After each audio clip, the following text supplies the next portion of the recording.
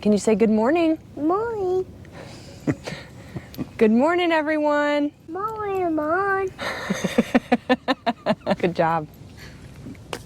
Good morning, everybody. Today is part one of the farm tour, except it's not really a farm tour. We're going to be going over a little bit of the history of the farm, how it started. I had a lot of people asking about when we raised tobacco, so we're going to get into a lot of that today. We got Miles with us, and of course, Dad is going to be giving all of this information. I'm actually going to be learning a lot today too, so I'm really excited to bring you guys along. We have our professional film crew with us today. Okay, so let's get started.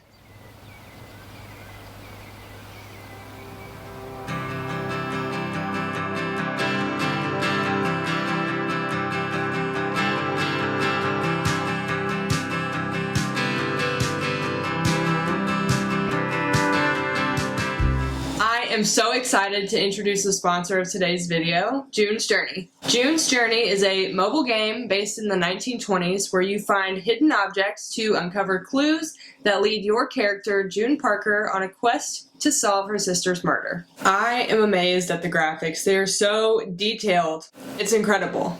Can you see? Also, I didn't know that you could zoom in like that until like just now, actually. And I love finding the hidden objects. That's definitely my favorite part of the game. It's a lot of fun, but it's also actually pretty challenging, which makes it super satisfying when you find all of the clues. As you advance through the levels, you can upgrade, remodel, customize, and fix your mansion and garden. Here's my mansion. It's not the prettiest yet, I know, but I'm still working on it, so be patient with me. I added the water in the front, the landscaping. I have 2 dogs. They're so cute. And then I put in this checkered pad back here. I think I'm gonna make it into like a patio-ish area. I love playing June's Journey when I need to pass the time, or really just when I need to shut my brain off for a minute. Download June's Journey for free by clicking the link in my description or scanning the QR code on screen. You can play June's Journey on Android, iOS mobile devices, as well as on PC through Facebook Games. Thank you so much to June's Journey for sponsoring this video, and thank you so much to all of you guys watching for making opportunities like this possible for me.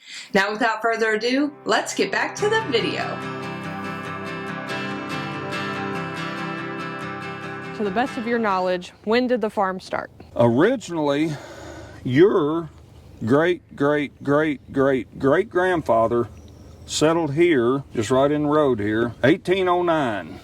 Some people say 1813, but somewhere in that 4-year period. And this, where we're standing at right now, is part of that original farm. How many acres here are original?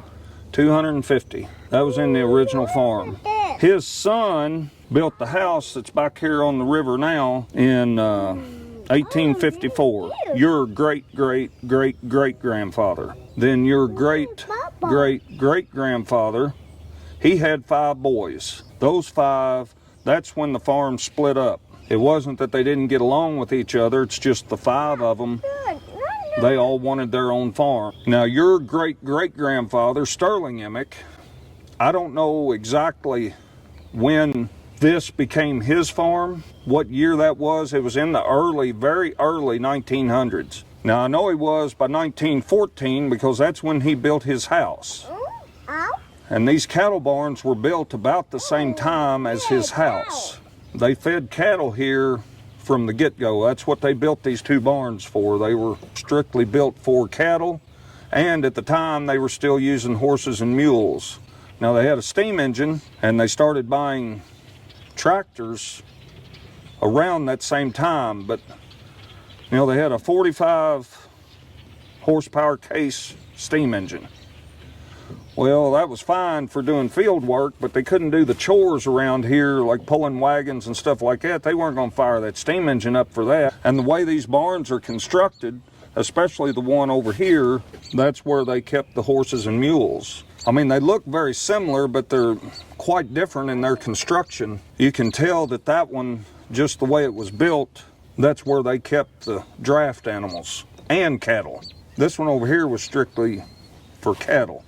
They added on to those barns, so I can't really say what they originally fed in them. I know when I was a boy and young man, we were feeding about 125 to 150 head in each barn. That did not include this barn. That barn, they started construction on it in 1976. When we were building these silos, our 4-H program in Japan, they had a sister program. It's called Labo.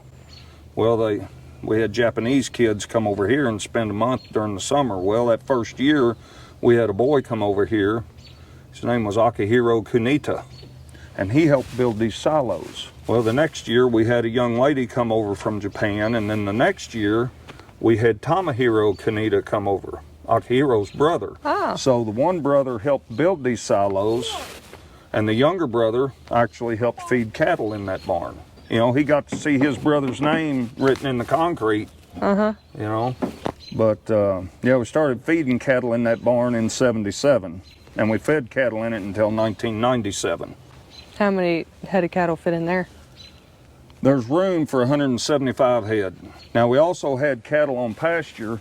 This wheat field that goes around this barn, there's about 30 acres here. That was in pasture at that time, and we ran cattle in there. Had about 50 head there. And then up there where our house is, they'd run another 40 to 50 head up there. So at peak times, there would be between 500 and 600 head here. We fed twice a day, every day. There was no day off. Wasn't Papa late to his own wedding? Papa, your Papa was late to his own wedding. My Papa, he and my grandmother had already gone up to the church. He was already cleaned up, ready to go, and one of the unloaders I think it was in the silo in that barn. Something happened to the unloader. So Dad, he had to fix it. By the time he got the unloader fixed, I think he was about 30 minutes late for his wedding. Your great-grandfather, he had an aneurysm. And when he died, your Uncle John, he was working summer help up at the paper mill. This is when your Uncle John was in college. Well, they called up there. You know, they didn't tell him, hey, meet us down at the hospital. They told him, you got to get home and get the cattle fed so that Dad could go to the hospital. You know. Everything else took a back seat to the cattle because, you know, when they're in a feedlot, everything they had to have, you know, we provided for them. Water and feed. And if you didn't give them what they had to have, you know, that's sinful. So no matter what, they came first. We fed cattle until 97. I guess they had cattle running here it was over 90 years. When we were raising cattle, had corn, soybeans, and tobacco. Raised wheat and barley. Didn't raise a lot of barley. Now, it wasn't malt barley. We weren't making beer. It was, we were raising the barley for the grain. We used it as part of the ration for the cattle. But I always hated that barley because it was just... It's real itchy. Yeah. Gosh, it was so itchy. It was as bad as grain sorghum. We raised grain sorghum from time to time. Main reason we were raising the wheat was for the straw, to keep the barns bedded. And Papa will help you? Yeah. There you go. Sit down.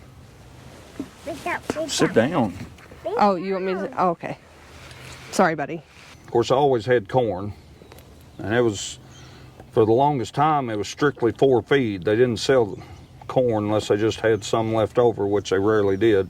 Soybeans, they didn't start cutting soybeans for the grain until up in the 50s. Before then, it was a hay crop, kind of like alfalfa or lespedeza or something. I don't know when they started raising tobacco here. We quit raising it in 2004. That was our last crop. How many acres of that did you have? It depended. Our smallest crop was 5 acres. That's what it was when I was a boy. 5, 6, 7 acres, something like that. When our last crop, I think we had 42, but it's all hand labor. You do very little bit of it from tractor seed. It's almost all by hand. Somewhere around 7,000 to 8,000 plants per acre, and every one of them you handle by hand. How many barns did you need to fit that much? Gosh, at times we had tobacco hanging everywhere. 3 of the barns we used to use aren't even here anymore. 3 of them still are. And then we usually rented a few barns from some of our neighbors. The largest tobacco barn in the whole wide world isn't but 40 miles from here. These barns we have here, most of them hold 4 or 5 acres, 6 acres. We have one that holds 7. That barn up there at Irvington, that thing holds 220.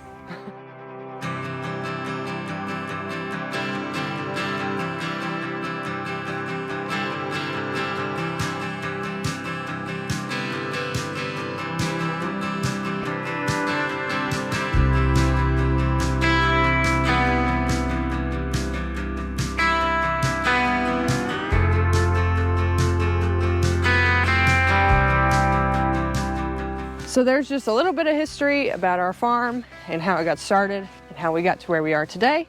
I hope you guys enjoyed. Please ask any questions that you have in the comments and we will try to address them in future videos. Like I said, this is going to be a multi-part series because obviously we got a lot going on here. And I know that you guys are really interested in everything that's here, so I want to be able to show you guys, but I want to do it right and I want to really go in depth with everything. So let me know some stuff that you specifically want to see and I will do my best to get it in a future video. With that being said, that is all for today's video. Thank you guys so much for watching.